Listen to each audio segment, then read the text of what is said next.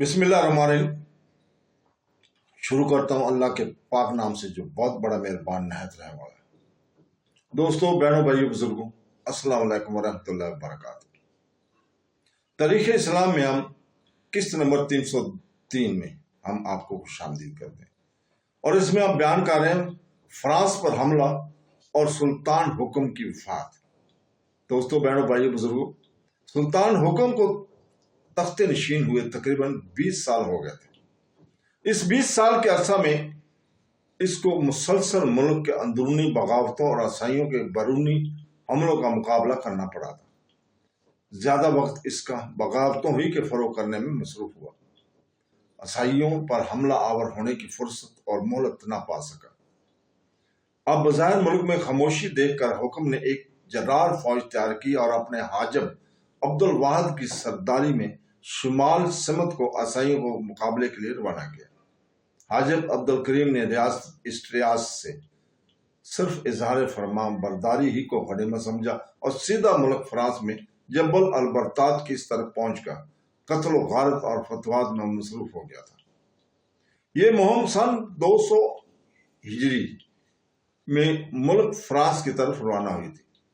سن 203 میں تک عبد الکریم نے ملک فرانس میں جنگ و پیکار کے سلسلے کو جاری رکھا۔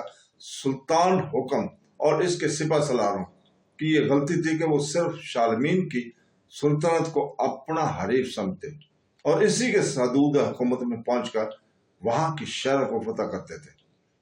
گاتھک مارچ کی ریاست جو جبل برتات سے اس کی جنوبی مغرب میدانوں تک وسیع ہو چکے تھے، ان کے لیے ناقابل اتفاق تھی۔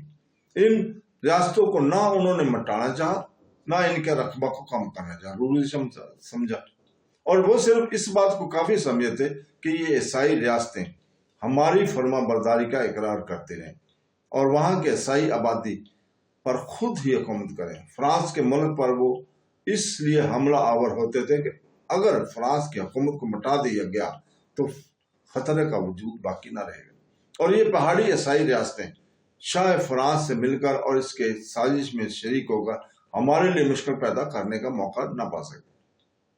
لیکن سلطان حکم ان دونوں سرحدی ریاستوں کو بالکل مٹا کر جبل البرتات پر اپنی زبردست فوجی چوکیاں قائم کر دیتا تو آئندہ کے لیے ملک اندلس خطرات سے محفوظ نہ رہ سکتا تھا، اور ممکن تھا کہ کسی وقت ملک فرانس اور یورپ کے دوسرے ممالک بھی مستقل طور پر مسلمان فتح کر لیتے۔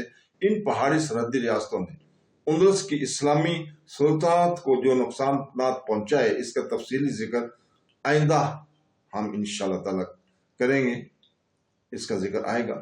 حکومت سلطنت سلطان حکم ہی کے عہد حکومت میں اسٹریاس کی ایک پادری نے ریاست اسٹریاس اور صوبہ جلکیا کی سرحد کے ایک جنگل میں بتایا کہ یہاں سینٹ جیمس رسول کی قبر ہے، اور مجھ کو خواب میں فرشتے نے اس خبر کا پتہ بتایا۔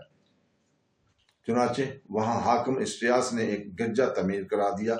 گرجا نہ صرف اسٹریاس اور صوبہ جلکیا کے عیسائیوں کی زیارتگاہ بنا، بلکہ یورپ کے دور دراز مقامات تک اس کی شہرت ہو گئی اور عیسائی لوگ جوک در جوک آنے لگے۔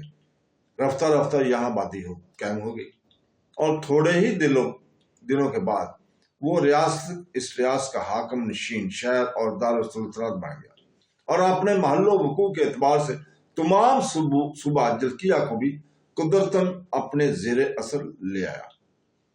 سپہ سالار عبد الکریم کئی سال کے بعد سن 203 میں سالمن غانمن ملک فرانس سے واپس ہوا، اور یہ مہم بڑی کامیاب سمجھی گئی کہ فرانسیسیوں کو ان کی گستاخی کی اچھی طرح سزا دے دی گئی تھی، مگر افسوس ہے کہ اس طرح مطلق توجہ نہ ہوئی کہ ریاست گاتھک مارچ اور اسٹریاس کا نام و نشان مٹایا جاتا، بلکہ ان دونوں عیسائی ریاستوں کے باوجود کہ بہت ہی غنیمت سمجھا گیا کہ ان کے ذریعے باقاعدہ حکومت اس علاقے میں قائم ہے جہاں مسلمان جانا اور رہنا پسند نہیں کرتے تھے۔ ملک فرانس میں رہنے کے لیے بھی کوئی عرب سردار رضامند نہ تھا، اور اسی خیال سے مسلمانوں نے بارہا فرانس کو فتح کیا، مگر اس کی قدر و قیمت اس کے سرد آب و ہوا کے سوا کچھ نہ سمجھی۔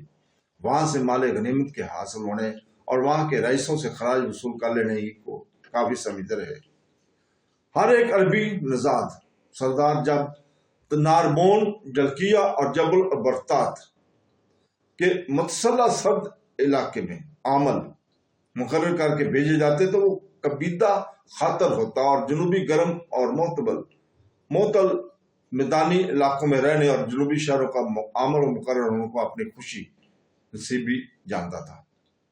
سن 203 میں کے بعد اندلس میں حکم کے لیے اطمینان اور امن اور امان کا زمانہ شروع ہوا تھا، کیونکہ اب ملک میں نہ کوئی بغاوت تھی، نہ کسی عیسائی حملہ آور کو روکنا تھا اور نہ کسی حملہ کا اندیشہ۔ لیکن قضاء و قدر نے یہ تجویز کر دیا تھا کہ حکم کا تمام عہد حکومت مصروفیت اور ہنگامہ رائے میں بسر کیے۔ چنانچہ اب جب کہ ہر ایک قسم کے حملے ختم ہو چکے تو اندلس پر قحط و خشک سالی کا حملہ ہوا۔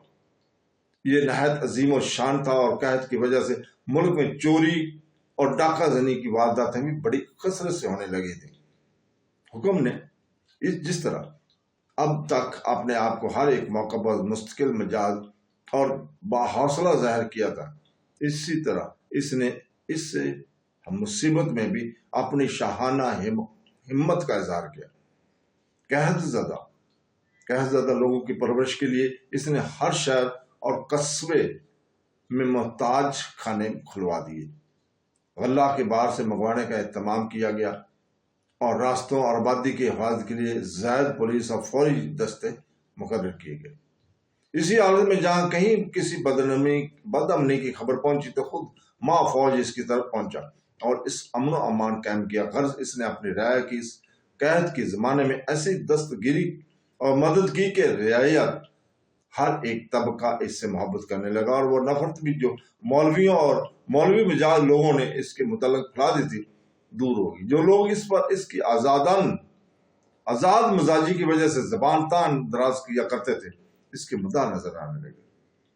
سلطان حکم کی نسبت خون خواری اور قتل و عیب اور الزامات خاص طور پر بیان کیا جاتا ہے، لیکن اگر نظر غور سے دیکھا جائے تو اس میں شک نہیں کہ حکم نے بہت سے لوگوں کو قتل کیا اور کرایا، لیکن وہ دیکھنا یہ ہے کہ جن لوگوں کو قتل کرایا گیا وہ مستحق قتل تھے یا نہیں، اور سلطان حکم نے مجبوراً ان کو قتل کرایا یا صرف تفریح تباہ کے لیے۔ سلطان حکم نے 25 ذکا 206 ہجری میں بزور پنجشنبہ 52 سال کی عمر میں کے چند ماہ وفات پائی اور 20 لڑکیاں چھوڑیں۔ سلطان حکم کے بعد اس کا بیٹا عبد الرحمن ثانی یا عبد الرحمن اوسط تخت نشین ہوا۔ سلطان حکم بہادر، فیاض اور عاقبت اندیش شخص تھا۔ یہ مکاروں اور خفیہ سازشوں کرنے والوں کا دشمن اور اپنے دوستوں کے لیے بہت ہی بامروت اور ہمدرد تھا۔ علماء فضلہ کا قدردان اور شورا کا مربی تھا۔ میدان جنگ میں مستقل مزاج اور جہاں کہیں معاف کرنے سے اصلاح کی توقع ہو فوراً خطا خواہ کو معاف کر دیا کرتا تھا۔ وہ اندلس کا ایک جلیل القدر اور عظیم الشان بادشاہ تھا۔ سلطان حکم کے دیندار اور با خدا ہونے کا اندازہ اس طرح لگایا جا سکتا ہے کہ ایک روز ایک کسی آدم پر ناراض ہو کر حکم دیا کہ اس کا ہاتھ کاٹ ڈالا جائے۔ اتفاقاً اس وقت زیاد بن عبد الرحمن جو ایک عالم شخص تھے آن پہنچے اور سلطان حکم کو مخاطب کر کے فرمایا، مالک بن انس نے مرفوعاً روایت کیا کہ جو شخص اپنے غریض و غضب کے باوجود قدرت ضبط کرے تو اللہ تعالیٰ قیامت کے دن اس کے قلب کو امن اور اطمینان سے پر کر دے گا۔ اس کلام کے ختم ہوتے ہی سلطان کا غیظ و غضب کا فور ہو گیا اور خادم کی خطا معاف کر دی گئی۔ سلطان حکم کا 27 سالہ عہد حکومت ہنگامہ آرائی اور بے اطمینانی کے عالم میں گزرا۔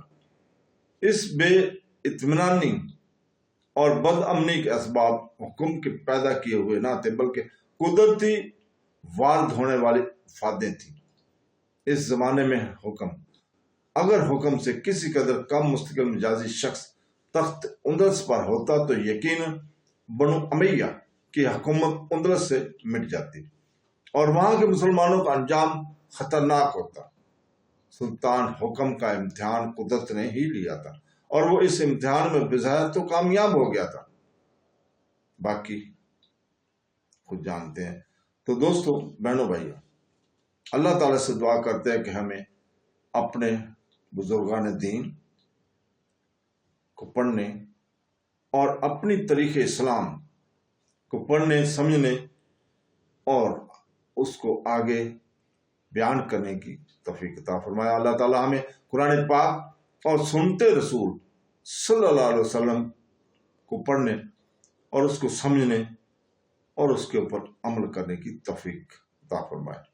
तो दोस्तों, बहनों, भाइयों, कल इंशाअल्लाह ताला हम इसी वक्त पाकिस्तानी स्टैंडर्ड टाइम के मुताबिक दोबारा आपकी खिदमत में हाजिर होंगे और तरीके इस्लाम की किस्त नंबर 304 आपके सामने लेकर आएंगे। तो कल तक के लिए इजाजत। अल्लाह हाफ़िज़।